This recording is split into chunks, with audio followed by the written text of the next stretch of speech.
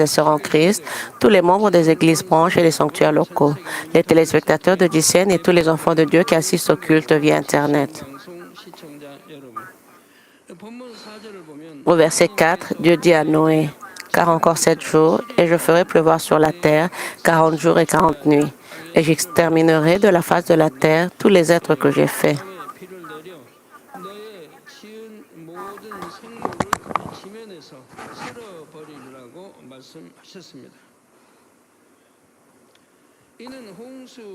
Cela signifie que le jugement du déluge aurait lieu après 7 jours. Réciproquement, cela implique aussi qu'il restait encore 7 jours avant le jugement. Dieu le Père avait déjà donné plusieurs occasions de se repentir avant le jugement du déluge. À chaque fois, les hommes ne se sont pas détournés de leurs péchés et ont finalement subi le jugement du déluge. Ils étaient arrivés au point où le jugement était irrévocable. Néanmoins, Dieu le Père n'a pas immédiatement jugé le monde, mais a accordé une fois de plus le délai de 7 jours. Il a accordé un nombre de jours supplémentaires égal au nombre parfait 7. Voici la justice précise de Dieu le Père. Pourquoi est cela la justice de Dieu? Les 7 jours accordés par Dieu représentaient le dernier délai de grâce pour quiconque était disposé à se repentir et à entrer dans l'arche du salut. Même si Dieu avait accordé ce temps, si on ne saisissait pas cette opportunité, personne ne pouvait blâmer Dieu. Ainsi, cette période de 7 jours témoigne de la minutie avec laquelle Dieu a tout examiné, du soin qu'il a apporté à chaque détail et de la méticulosité avec laquelle il s'est assuré que la loi de la justice ne soit pas transgressée lors du jugement du déluge.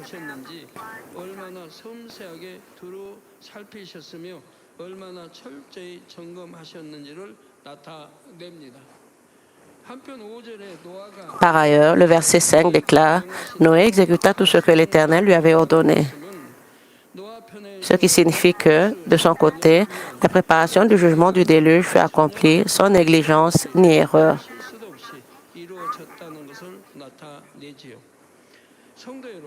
Chers frères et sœurs en Christ, dans Ézéchiel 18, 23, il est dit « Ce que je désire est ce que le méchant meure, et ce que le méchant meurt, dit le Seigneur l'Éternel, n'est-ce pas qu'il change de conduite et qu'il vive? »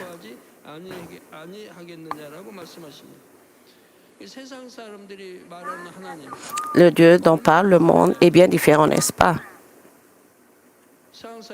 Dans le monde, on se méprend sur Dieu et on le dépeint comme un Dieu effrayant, terrifiant, voire mauvais. Mais notre Dieu n'est pas ainsi. Ce que je désire est ce que le méchant meurt, dit le Seigneur l'Éternel. Même si quelqu'un est méchant, Dieu ne se réjouit pas de sa mort. Dieu désire sauver même les méchants et se réjouit de leur vie. Dieu leur dit aussi, n'est-ce pas qu'ils changent de conduite et qu'ils vivent? Il se réjouit quand quelqu'un se repent et vit. Il se réjouit de voir les gens se détourner du mal et choisir la vie. Tel est le cœur de Dieu le Père. Si nous comprenons ce cœur de Dieu le Père, nous n'avons aucune raison de le craindre. La peur naît du péché, mais si nous nous en détournons, Dieu le Père se réjouit grandement. Il s'en délecte. C'est pourquoi, même lorsque les péchés s'accumulaient au point de rendre le jugement inévitable, il a cherché à savoir si une seule personne pouvait être sauvée et a offert des occasions de repentance jusqu'au dernier moment.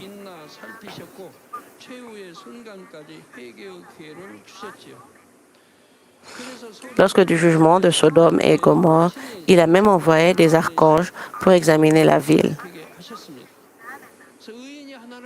Il chercha à savoir s'il y avait ne serait-ce qu'une seule personne juste.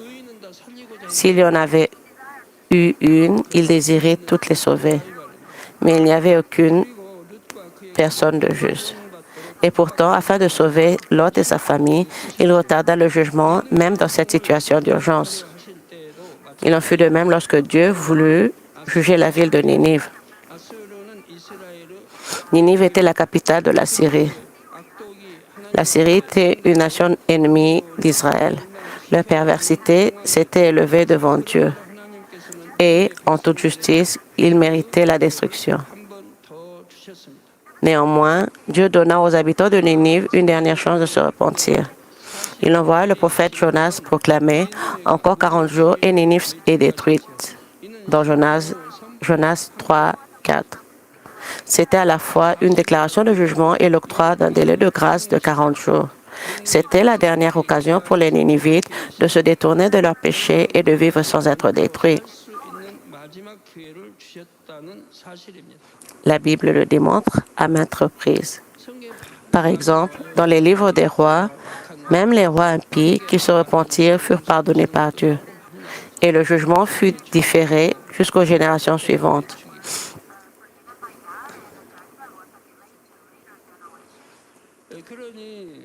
Par conséquent, nul ne peut dire « Je n'ai pas eu l'occasion de me repentir, je n'ai pas eu le temps de me détourner du péché » et blâmer Dieu. Heureusement, les habitants de Ninive saisirent la dernière occasion que Dieu leur offrait. Le roi, ses ouvriers et tout le peuple jeûnèrent et se repentirent. Même le bétail fut contraint de jeûner. En conséquence, Dieu se repentit et n'infligea pas le désastre. Pourquoi Dieu se repentit-il? Parce que leur repentance était si profonde et sincère que cela toucha le cœur de Dieu, qui avait proclamé sa colère et sa destruction. Du roi jusqu'au peuple, même le bétail fut contraint de jeûner. Avec une repentance aussi sincère, comment le cœur de Dieu aurait-il pu rester insensible? Il fut, en effet, touché.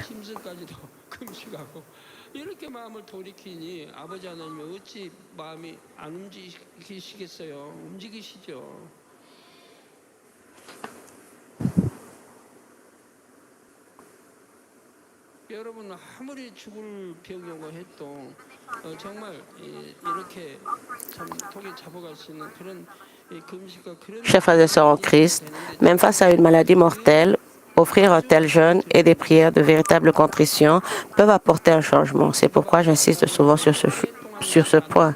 Pourquoi dis-je que certaines personnes restent incurables malgré de nombreuses prières? Parce que je n'ai pas vu de larmes de repentance dans leurs yeux. Je dis cela car la véritable repentance engendre les larmes. Si quelqu'un s'est véritablement repenti, reconnaissant ses péchés passés et son idolâtrie, ses yeux se rempliront de larmes devant Dieu.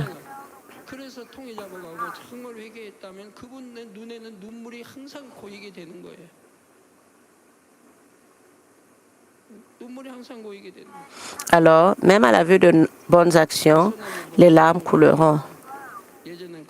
Auparavant, elles ne coulaient pas, mais maintenant, avec une repentance sincère, ses yeux sont remplis de larmes.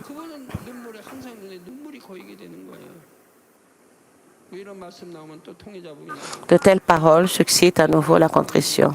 Et l'on réalise, j'étais si mauvais auparavant, mais maintenant je me suis repenti et mon cœur s'est transformé en bonté. Avec une telle repentance, quelle prière resterait sans réponse? Car sans une telle repentance, pas une seule larme n'est versée. Nombreux d'entre vous n'ont peut-être jamais versé de larmes auparavant, même en disant s'être repentis.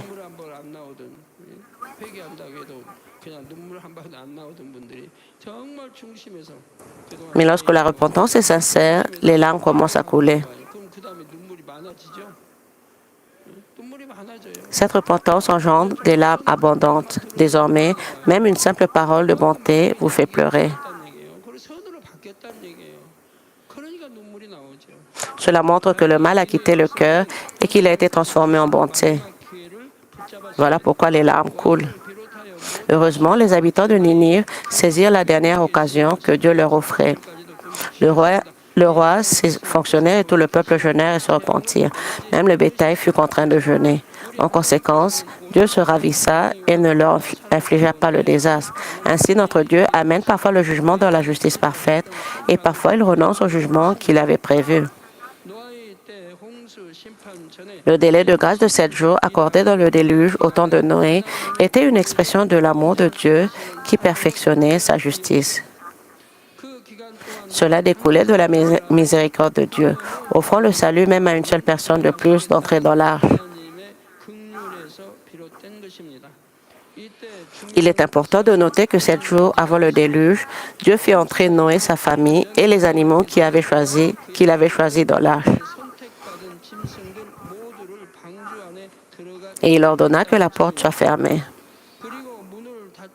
Ainsi, pendant ces 7 jours, Noé ne put plus proclamer au monde: le jugement du déluge est imminent.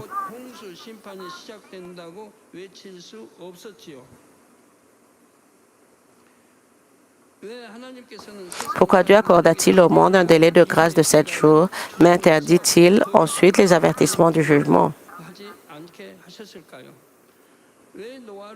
Pourquoi n'a-t-il pas demandé à Noé de laisser la porte ouverte jusqu'au dernier moment, mais lui a-t-il plutôt ordonné de la fermer? Le jugement du déluge au temps de Noé était une représentation miniature de la providence de la culture humaine. Dans Luc 17, 26-27, Jésus dit: « Ce qui arriva au temps de Noé arrivera de même au jour du Fils de l'homme. Les hommes mangeaient, buvaient, se mariaient et mariaient leurs enfants, jusqu'au jour où Noé entra dans l'arche. Le déluge vint et les fit tous périr. Le déluge vint et les emporta tous. »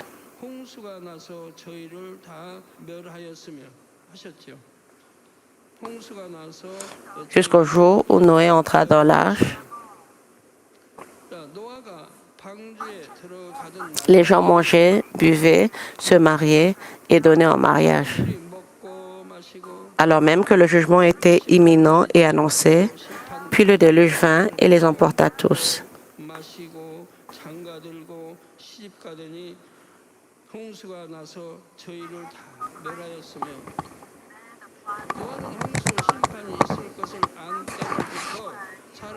Dès qu'il eut connaissance du jugement imminent du déluge, Noé l'annonça avec ferveur au peuple. Pourtant, le peuple n'écouta pas les paroles de Noé. Au contraire, il se moqua de lui et le critiqua. Le même phénomène se révélera au jour du Fils de l'homme, c'est-à-dire au retour du Seigneur. Dieu fait connaître avec diligence la proximité de ce temps par l'intermédiaire de ses serviteurs et de ses ouvriers. Ceux qui entendent ces cris accueillent le Seigneur et se repentent de leurs péchés, recevant le salut. Mais nombreux sont ceux qui sont consumés par le monde, refusant d'entendre l'Évangile et lui étant même hostiles. Cela s'explique par le fait que le pouvoir de l'Antéchrist s'accroît à mesure que la fin approche. Pourtant, lorsque le temps fixé sera venu, le Seigneur descendra dans les airs et les croyants seront enlevés au ciel pour participer aux 7 ans des noces de l'agneau. Entre-temps, sur terre, la grande tribulation de 7 ans commencera.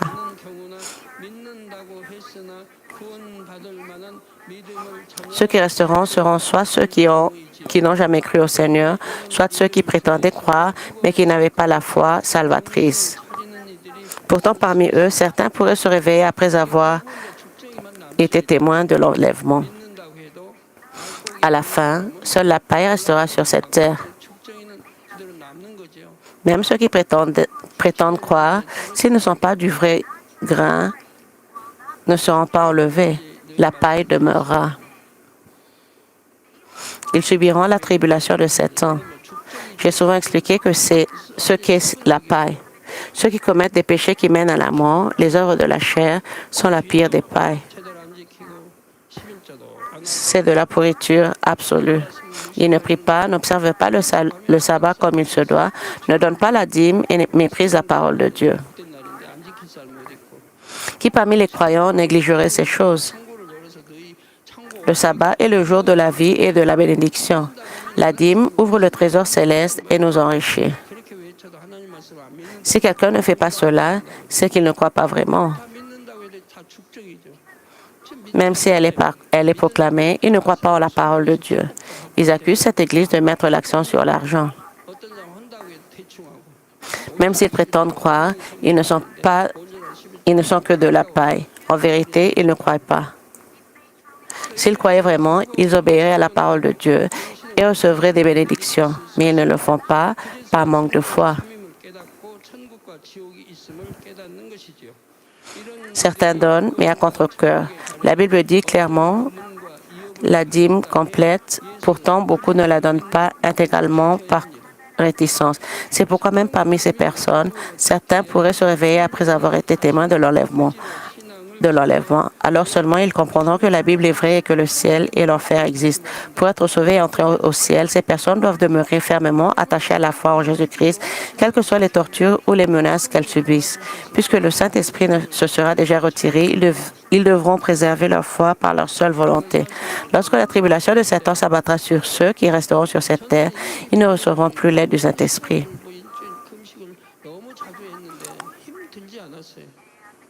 Garder la foi avec l'aide du Saint-Esprit et la garder par sa propre volonté sont deux choses bien différentes. Auparavant, lorsque je jeûnais pendant 21 jours, 15 jours ou même une semaine, ce n'était pas trop difficile. Les 2 premiers jours étaient durs, mais ensuite cela devenait supportable. Mais pendant le jeûne de 40 jours, à partir du 6e jour, Dieu ne m'a pas soutenu. Sans son soutien, c'était insupportable.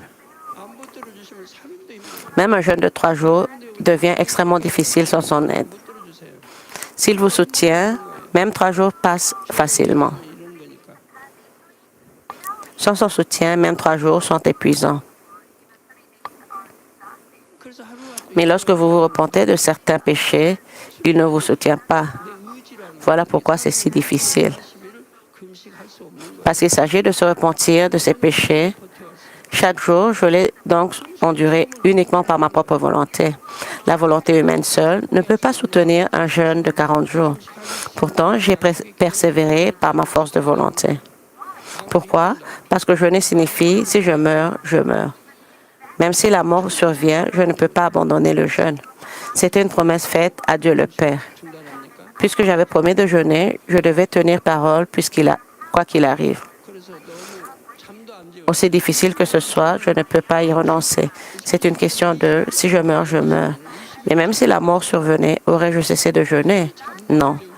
Et donc, Dieu ne m'a même pas laissé dormir. S'il m'avait permis de dormir, 40 jours de jeûne m'auraient paru aussi courts que 20, puisque la moitié aurait été consacrée au sommeil. Mais Dieu ne m'a pas laissé dormir. C'était extrêmement douloureux parce qu'il m'avait privé de sommeil. J'ai enduré jour après jour. S'il m'avait accordé le sommeil, j'aurais pu lire la Bible. Mais même cela m'était impossible. À Osanli, j'ai assisté à tous les cultes. Tôt le matin, en journée, le culte des dons spirituels et le culte du soir. De plus, on disait que c'était le froid le plus intense depuis 60 ans. À Osanli, la température est descendue jusqu'à moins 17 degrés. Et lorsque je suis entrée dans la grotte, le givre s'était formé, si épais qu'il en était rempli. Pourtant, j'ai persévéré jusqu'au 40e jour, soutenu uniquement par la foi et la volonté. Après avoir terminé le jeûne et la prière, le Père m'a expliqué. Il a dit, auparavant, je te soutenais pendant le jeûne, mais cette fois, pendant les 40 jours de jeûne, je ne t'ai pas soutenu du tout. Tu as persévéré par ta volonté. Tu as vaincu par ta volonté. Et cela équivaut à avoir accompli plusieurs jeûnes de 40 jours.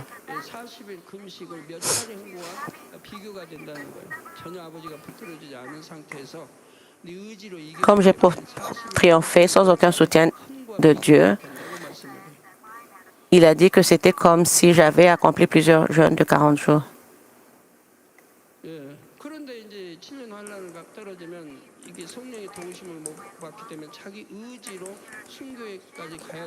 De la même manière, lorsqu'on tombe dans la tribulation de 7 ans, sans l'aide du Saint-Esprit, on doit s'appuyer uniquement sur sa propre volonté jusqu'au martyre.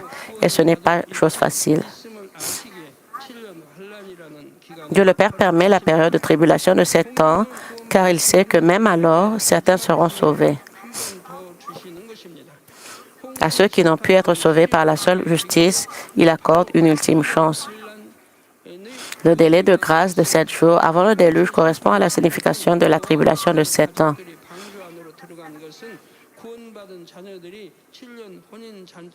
7 jours avant le déluge, Noé et sa famille entrèrent dans l'arche, tout comme les enfants sauvés de Dieu entreront dans les noces de 7 ans de l'agneau. De même, tout comme il est possible de glaner le salut pendant la tribulation, même si la porte de l'arche était fermée, elle pouvait encore s'ouvrir à quiconque frappait avant le début du déluge. Comme le dit 1 Timothée 2,4, qui veut que tous les hommes soient sauvés et parviennent à la connaissance de la vérité. Pendant les 7 jours de grâce avant le déluge, personne n'annonça le jugement.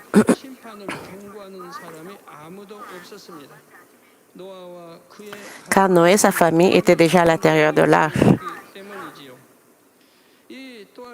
Cela ressemble à la tribulation lorsque le Saint-Esprit se retirera et que la foi devra être conservée par sa propre volonté. Après la fermeture des portes de l'arche, seuls ceux qui prirent conscience de leur erreur et se repentirent spontanément purent saisir l'opportunité du salut. Pourtant, parmi la foule immense, nul ne se repentit et n'entra dans l'arche. Il en sera de même durant les 7 années de tribulation. Au début, beaucoup se repentiront, mais lorsque de violentes persécutions s'abattront sur les croyants, la plupart tomberont, abandonneront la foi. Seuls quelques-uns garderont la foi jusqu'au bout et obtiendront le salut. Chers frères et sœurs en Christ, imaginez par exemple que vous menez une vie de foi et que votre mari vous persécute en disant « Si tu vas à l'église, je ne te laisserai plus tranquille ». Sous une telle pression, certains abandonnent tout simplement et cessent d'aller à l'église, trahissant ainsi leur foi.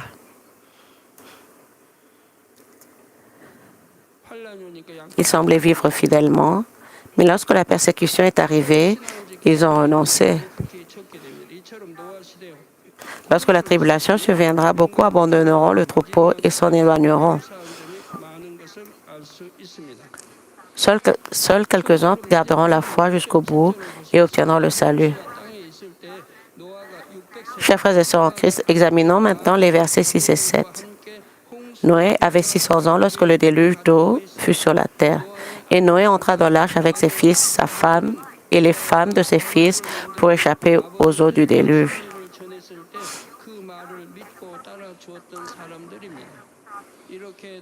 Les fils de Noé, sa femme et les femmes de ses fils étaient ceux qui crurent et suivirent Noé lorsqu'ils construirent l'arche et proclamèrent la volonté et la providence de Dieu le Père.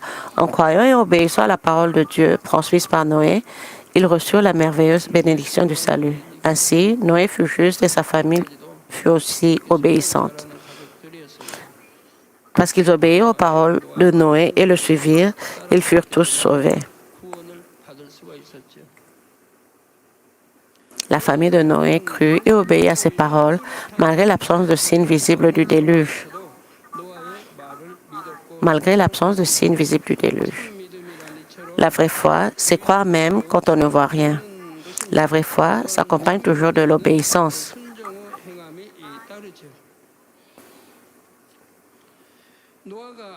La foi de Noé s'est manifestée par la construction de l'arche, un travail de longue haleine où il n'a obéi qu'à la parole de Dieu, alors même que rien n'était visible.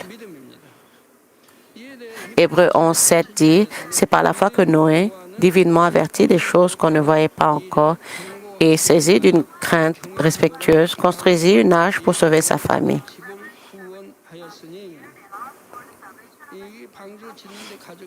Construire une arche aussi importante a dû être extrêmement difficile pour la famille. Il leur a fallu la construire avec 3 niveaux, des compartiments intérieurs et de nombreux détails.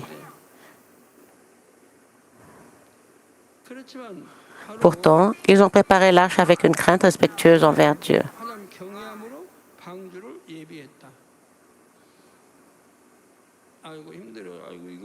Ils ne se sont pas plaints, disant, c'est trop difficile, comment allons-nous construire tout cela? Au contraire, ils l'ont fait avec une crainte respectueuse.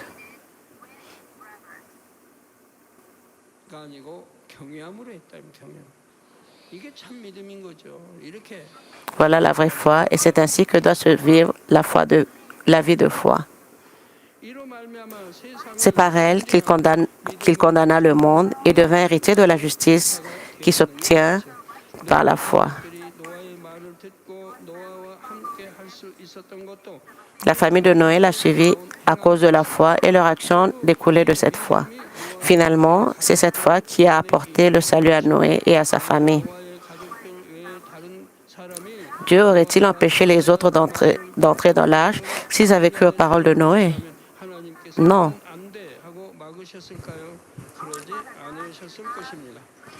Dieu notre Père n'a pas prédestiné que seuls certains seraient sauvés. Noé prêchait avec ferveur, mais les gens aimaient le monde et refusaient d'écouter ou ignoraient ses paroles. À cause de leur incrédulité, ils ont subi le jugement de destruction. Il en est de même aujourd'hui. Beaucoup entendent l'Évangile, mais peu y croient vraiment et le mettent en pratique. Beaucoup vont à l'Église, mais leur cœur reste attaché au monde. Ceux qui confessent « je crois » du bout des lèvres, mais qui aiment toujours le monde, sont comme ceux qui ne sont jamais entrés dans l'arche. Permettez-moi de vous donner un exemple. Imaginez quelqu'un qui place un pied dans l'arche et l'autre dehors dans le monde. Si le déluge survenait dans cet état, pourrait-il s'accrocher à l'arche pendant la tempête?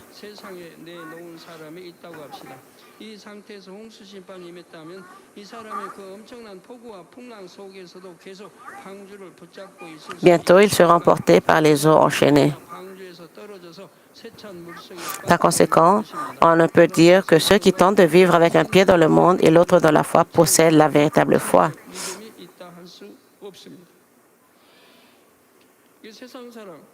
C'est pourquoi Jacques nous met en garde contre le fait d'être un homme irrésolu.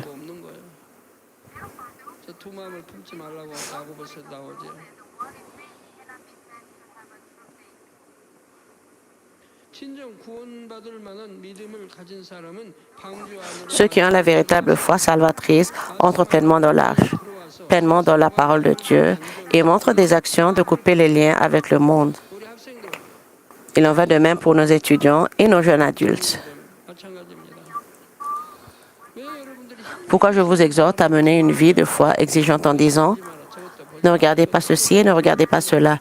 Débarrassez-vous de ceci, débarrassez-vous de cela. » Parce que le chemin étroit est le chemin du salut. Dieu a préparé le magnifique ciel et nous invite à y entrer.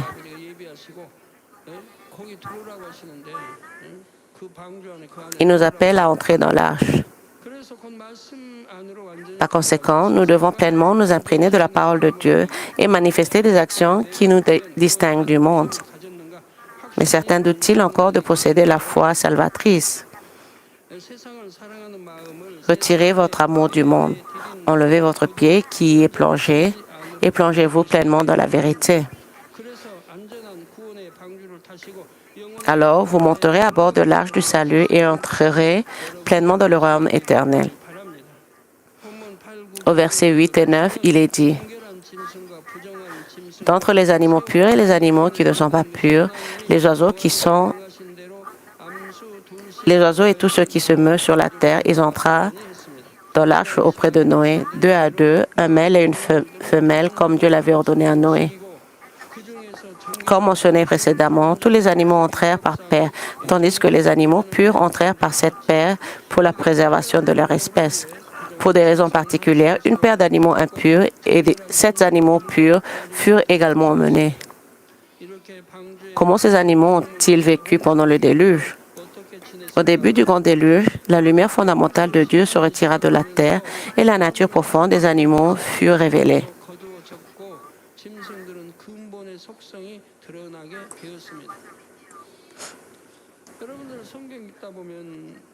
Ne vous êtes-vous jamais demandé en lisant la Bible comment l'arche pouvait contenir des lions, des tigres, des serpents et toutes sortes de créatures et comment elles pouvaient vivre ensemble sans se battre?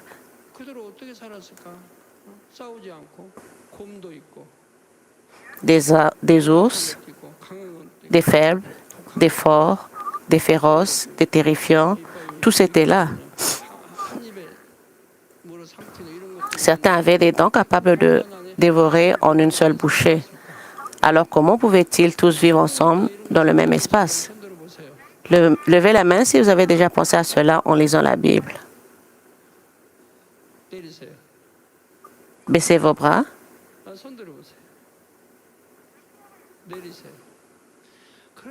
Levez vos bras. Baissez vos bras. Si ce n'est pas le cas, c'est que vous n'avez pas lu attentivement. Si vous lisez attentivement la Bible, bien sûr, de telles questions surgiront. Toutes ces créatures sont entrées dans l'arche. Lions, tigres, ours, serpents. Comment ont-ils pu vivre ensemble si longtemps? Les nourrir est évident, mais comment ont-elles pu vivre sans se battre? Ne devrions-nous pas, naturellement, nous poser cette question?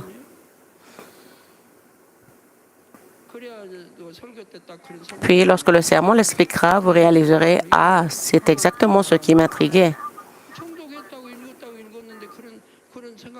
Si vous prétendez avoir lu attentivement la Bible, mais n'y avoir jamais pensé, comment est-ce possible? En lisant la Bible en profondeur, toutes ces questions me sont venues à l'esprit. Alors j'ai pu prier, cherchant des réponses à ces questions. La nature fondamentale des animaux a été révélée. Comment tous ces animaux, si nombreux, ont-ils pu vivre ensemble dans l'arche pendant plus d'un an? J'étais si curieux. Cela vous fait réfléchir comment les tigres et les lions ont-ils pu vivre avec les autres sans se battre? Les plus forts dévorèrent-ils les autres et les serpents qui rampaient partout? C'est tout pour aujourd'hui. Nous continuerons la semaine prochaine. Méditons sur la parole de Dieu et prions ensemble à voix haute. 아버지 하나님, 우리가 홍수 심판 전에 7일의 유예 기간을 주신 것은 7년 환란의 아버지 하나님 기한과 같다고 말씀했습니다. 자유의지로 모든 것들을 신앙생활해야 할 마지막 때입니다.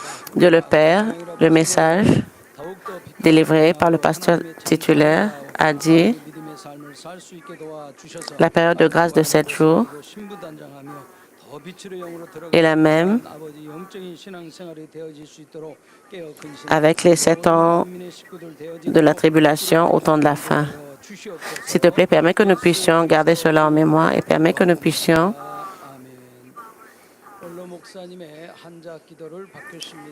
être fortifiés pour nous préparer comme épouse du Seigneur.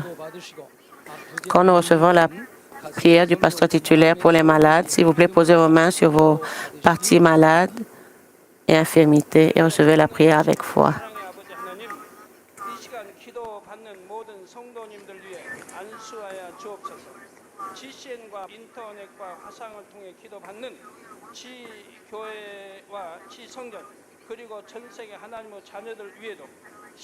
Alléluia, Dieu Tout-Puissant, notre bien-aimé Père, s'il te plaît, impose tes mains sur tous les croyants qui reçoivent cette prière maintenant. Montre tes œuvres qui transcendent le temps et l'espace à ceux qui reçoivent cette prière via DCN, Internet et la télévision par satellite dans les églises, branches et les sanctuaires locaux, ainsi que tous les autres enfants de Dieu dans le monde. Donne-leur la foi pour croire de tout leur cœur, chasse les pensées négatives et les doutes et chasse tous les tests et épreuves, de la tête aux pieds, tous les entrailles, articulations, nerfs, tissus et cellules, quelle que soit la partie malade, brûlée avec le feu du Saint-Esprit et la lumière originelle. Au nom de Jésus-Christ, je commande à l'ennemi, le diable et Satan, que toutes les maladies, germes et virus et infirmités disparaissent, que la lumière soit. S'il te plaît, brûle toutes leurs maladies, terminales et incurables avec le feu du Saint-Esprit. Chasse toutes les maladies endémiques, dont la malaria, le paludisme, toutes les maladies contagieuses, y compris le rhume, la grippe et la fièvre, disparaissez. Protège-les de toutes sortes de germes et de virus. Guéris-les de toutes sortes de cancers, de l'estomac, du poumon, du foie, du sein, de l'utérus et de l'intestin, le sida, la leucémie, l'apoplexie cérébrale, l'hypertension et l'hypotension artérielle, le diabète, les problèmes de thyroïde, les maladies cardiaques, pulmonaires et maladies de femmes, ainsi que toutes les inflammations disparaissaient. Guéris-les de la polio, les accidents vasculaires cérébraux, de l'arthrite et des hernies discales, maux de dos, maux de tête, névralgie et toute autre douleur disparaissait. Épilepsie, autisme, dépression, névrose et autres maladies mentales disparaissaient. Toutes sortes de paralysies soient déliées. Levez-vous, marchez et sautez. Que les yeux puissent bien voir, que les oreilles puissent bien entendre, que les aveugles voient, les sourds entendent et que les muets parlent. Guéris-les des séquelles de toutes sortes d'accidents. Restaure leurs os brisés. Restaure-les des brûlures. Permets que la chaleur et la sensation de brûlure disparaissent. Père, qu'il ne reste aucune cicatrice. Soyez purifiés de toutes sortes de dépendances à la drogue, d'empoisonnement et de toxicomanie. Permet que les nerfs, tissus et cellules morts soient régénérés. Redonne vie aux morts. Donne-leur la bénédiction de la conception. Recevez la bénédiction de la conception. Au nom de Jésus-Christ, je commande à l'ennemi, le diable et Satan, aux maîtres de la puissance de l'air, aux forces maléfiques et aux lieux célestes, et à leurs serviteurs, disparaissez. Disparaissez, esprit mauvais, impur, de fausseté et trompeur, esprit de séparation et toutes les forces des ténèbres, déliez les liens des ténèbres, ténèbres disparaissez, que la lumière soit. Dieu le Père, donne-leur la force de s'écrier dans la prière et la puissance de se débarrasser des péchés et de se sanctifier. Comme leurs âmes prospèrent, que tout aille bien pour eux et que leur famille soit évangélisée. Protège-les de toutes sortes d'accidents et de catastrophes tout au long de cette semaine et bénis-les pour qu'ils mènent une vie prospère sans aucun problème. Avec les yeux ardents du Saint-Esprit, de l'armée céleste et des anges, et avec tes yeux ardents, protège tous tes enfants, leurs familles, leurs lieux de travail et leur commerce. Donne aux étudiants la sagesse et la compréhension et donne-leur l'enthousiasme et la ferveur pour étudier ardemment. S'il te plaît, garde leur cœur et leurs pensées des choses du monde et permets qu'ils puissent aimer Dieu avec plus de ferveur. Que tes enfants mangent, boivent ou quoi qu'ils fassent, permets qu'ils puissent le faire en vivant une vie qui te glorifie, Dieu le Père. Qu'ils soient capables de témoigner du Dieu vivant en disant « J'ai rencontré et expérimenté Dieu et j'ai reçu ses réponses et ses bénédictions. » Dieu notre Père, merci. Sois glorifié toi seul. Au nom de notre Seigneur Jésus-Christ, je prie. Amen.